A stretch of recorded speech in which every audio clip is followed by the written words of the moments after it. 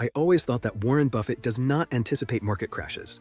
At present, Buffett possesses a larger proportion of cash compared to what he had prior to the 2007 financial downturn. This sizable cash reserve not only surpasses Berkshire Hathaway's historical averages, but also exceeds the market capitalization of numerous publicly traded companies. Some speculate that Buffett is waiting for attractive investment opportunities to emerge during a potential market correction, aligning with his value investing philosophy. It also provides a considerable cushion against potential economic headwinds, allowing Berkshire Hathaway to weather storms and capitalize on distressed assets should they arise.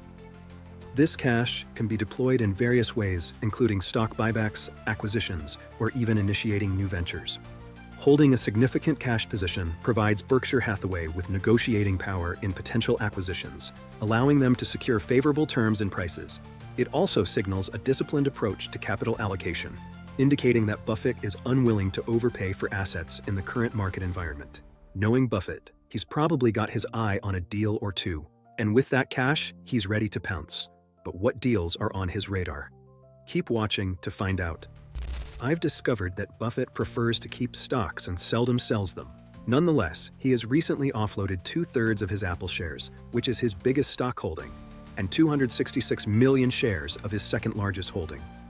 While the exact reasons for the Apple stock reduction remain speculative, some analysts suggest that Buffett may have concerns about potential regulatory challenges facing the tech industry or a shift in consumer preferences. It could also be a move to rebalance his portfolio. The sale might be strategically timed to capitalize on Apple's high valuation and reduce Berkshire's concentration risk in a single stock.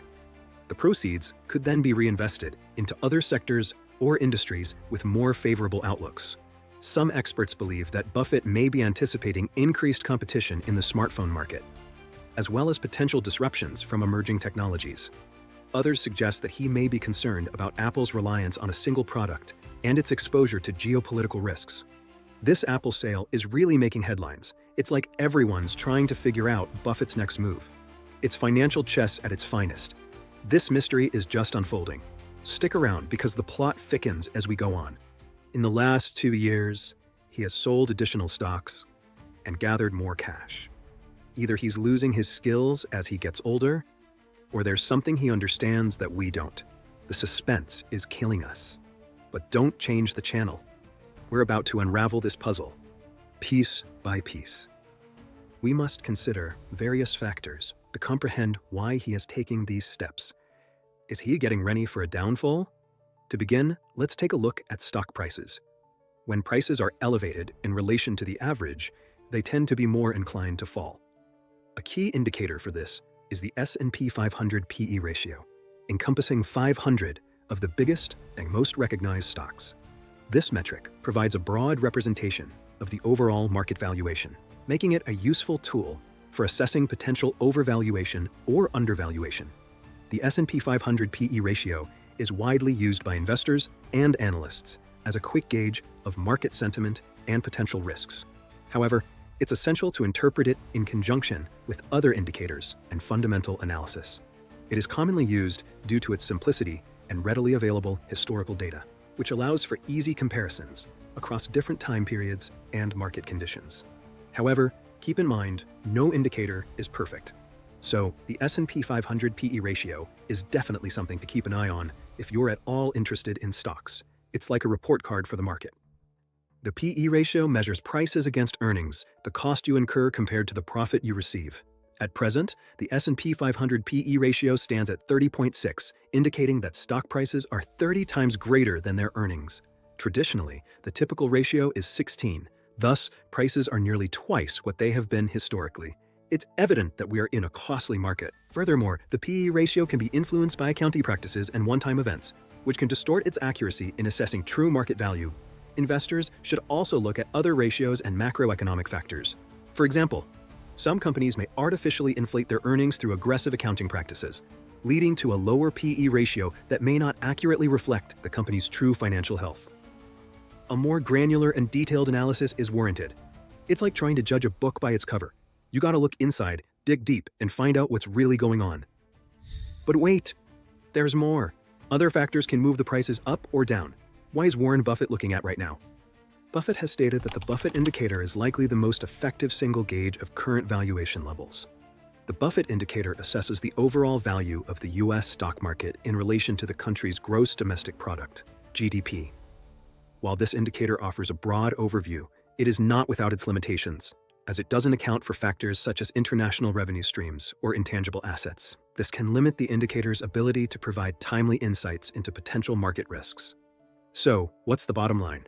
The Buffett Indicator is a useful tool, but it's not the whole story. You need to look at the big picture to really understand what's going on in the market. We're breaking down the Buffett Indicator, and there's a lot more to uncover, including its limitations. You don't want to miss the surprising conclusion. Any value under 84% is regarded as greatly undervalued. Moderate undervaluation occurs between 84% and 108%. Fair valuation is from 108% to 132%. Modest overvaluation ranges from 132% to 156%. And anything exceeding 156% is considered significantly overvalued. At present, this indicator stands at 201%, indicating that the market is greatly overvalued. Prior to the 2007 financial crisis, this metric stood at 105%, and even before the 2000 bubble, it was lower at 138%. Wow, that's a lot of numbers. But what does it all mean? Are we headed for a crash? Well, it's not quite that simple. Let's keep digging. Stay with us as we untangle these indicators one by one. The truth will surprise you. Since 1981, the stock market has largely followed an upward trend. Despite some obstacles, the S&P 500 has risen from 346 points to 6,000 points. This prompts you to question why. Examining interest rates, they have effectively followed a declining path from 19% to 0% since 1981. Disregarding the recent minor rise, this scenario could bring to mind a well-known lesson from Buffett. All valuation ultimately relates to interest rates. Low interest rates have encouraged borrowing and investment, driving up asset prices. The prolonged period of low interest rates has also fueled asset bubbles and distorted investment decisions, as investors have chased higher returns in riskier assets. Low interest rates have also incentivized companies to take on more debt, which can amplify their vulnerability to economic downturns. This increased leverage in the corporate sector poses a potential risk to financial stability. It's like the market has been on steroids for years. But what happens when the steroids wear off? That's what everyone is wondering. Don't go anywhere. We're about to break down interest rates and show how they shape the market. Interest rates influence everything you observe. Buffett has stated that interest rates act like gravity affecting stock prices. Rising interest rates can increase borrowing costs for companies and consumers, potentially dampening economic activity and leading to market declines. Central banks use interest rate adjustments as a primary tool to manage inflation and economic growth. So what's the Fed going to do? It's like watching a high-stakes poker game. Everyone's trying to read Powell's mind. The Fed's next move could make or break your portfolio.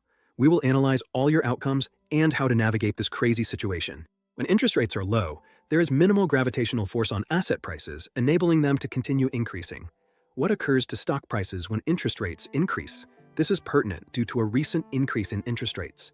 If they stay elevated and don't decrease substantially, we could observe a downward pressure on stock prices, posing another market risk. Another significant recession threat is what I refer to as the feared yield curve. Historically, the yield curve serves as one of the strongest indicators of a recession, which is frequently linked to a market collapse. An inverted yield curve signifies that investors expect short-term interest rates to decline in the future, often reflecting concerns about economic growth. It's important to remember that the yield curve is not a perfect predictor, and false signals can occur. The yield curve is like a financial weather vane, showing which way the wind is blowing. But just like with weather forecasts, it's not always right. You need to know how the yield curve works and how to make smart investments. Keep watching and learn the key points today. The yield curve has effectively forecasted the last 4 economic downturns and every recession since 1969. But what is it currently doing? At present, we are experiencing a significant inversion.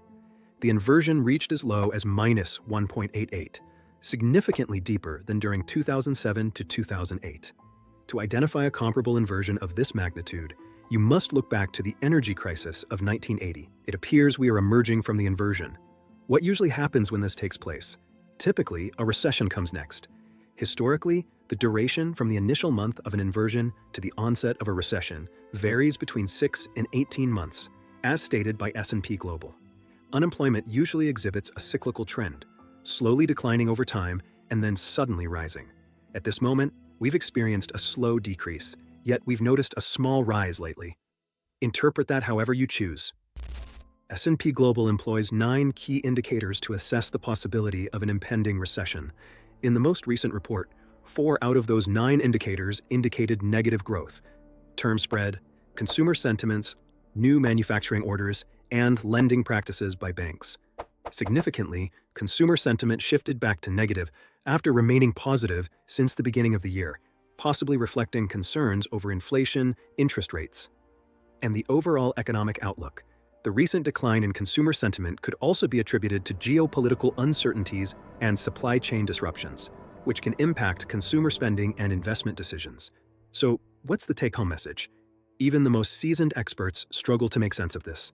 Don't panic. There are no crystal balls. Let's keep thinking like Buffett, but we'll make it simple for you. Let's dive deeper into the signals and discover what is the next move. Given these distinctive market circumstances, what action should we take? Is it advisable to short stocks? Shorting stocks, which involves unlimited losses, differs significantly from holding stocks. Shorting is a high-risk strategy that carries the potential for substantial losses if the stock price rises instead of falls. This strategy is best suited for experienced traders with a deep understanding of market dynamics and risk management techniques. It requires significant capital and a high tolerance for risk, as potential losses are theoretically unlimited. Additionally, short sellers may face margin calls and forced closures of their positions, which can amplify losses. Bottom line, unless you're a pro, steer clear of shorting. Before you even think about shorting stocks, you need to watch this. This is a critical warning that can save you thousands.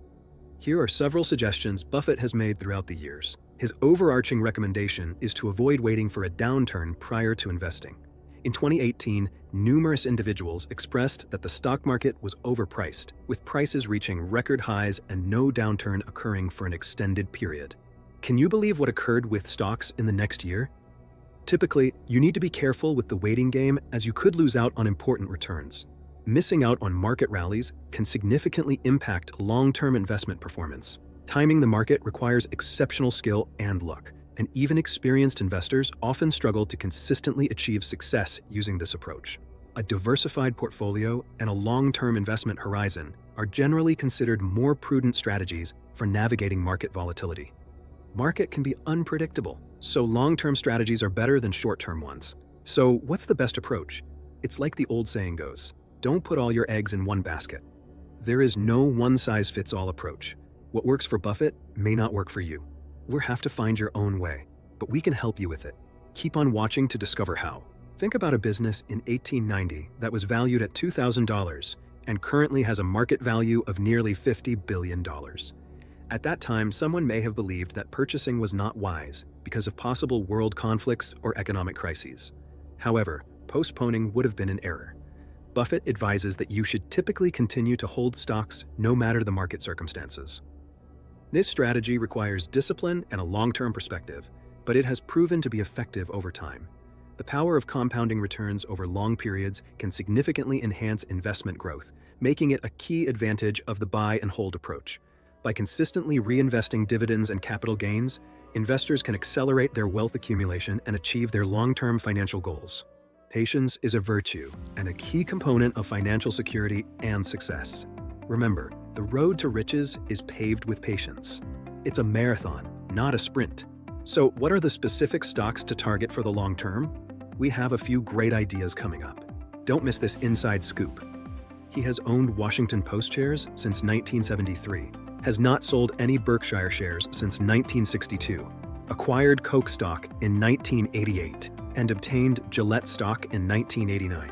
Owning stocks is advantageous for taxes since you aren't required to pay taxes upon selling. Buffett has earned billions from Coca-Cola shares and incurred little in taxes since he mainly retained the stock. According to Charlie Munger, the significant profits are made not through trading, but through patience. Buffett highlights the importance of owning shares in businesses instead of keeping cash for extended periods. Money loses its value over time, whereas strong companies appreciate in worth. This is primarily due to inflation, which reduces the purchasing power of cash over time. Over the long term, the returns from owning productive assets like stocks and real estate tend to outpace inflation. preserving and growing wealth. However, it's also crucial to diversify investments across different asset classes and sectors to mitigate risk. The name of the game is to spread out the risk and make your cash work for you. A most unfavorable investment you can make is cash. Many discuss cash as the ultimate asset, yet it generates no value. However, cash provides optionality to buy assets and protect from downside. Holding cash allows investors to seize opportunities that may arise during periods of market stress or economic uncertainty. It is a great security blanket. Cash gives you options. You never know when you can jump at the opportunity. Stocks, which symbolize companies, create items, offer services, innovate technology, and generate profit. Cash may earn interest from banks or the government, yet businesses tend to thrive more over time. Buffett maintains a sufficient amount of cash for his comfort, not due to a preference for it as an investment. Money is not a wise investment for the long haul. It is always important to consider your risk appetite and your investment opportunities before choosing cash over investment. The optimal allocation between cash and investments depends on individual circumstances, investment goals, and risk tolerance. Consider speaking with a financial advisor. Also, be sure to do your own research before trusting any information on the internet. It is a great tool, but nothing beats doing your own due diligence and checking with a professional. And there you have it. Understanding Buffett's strategy and navigating these complex waters are key to securing your financial future. Don't forget to like, subscribe, and share this video to help others on their financial journey. We hope to see you in the next one.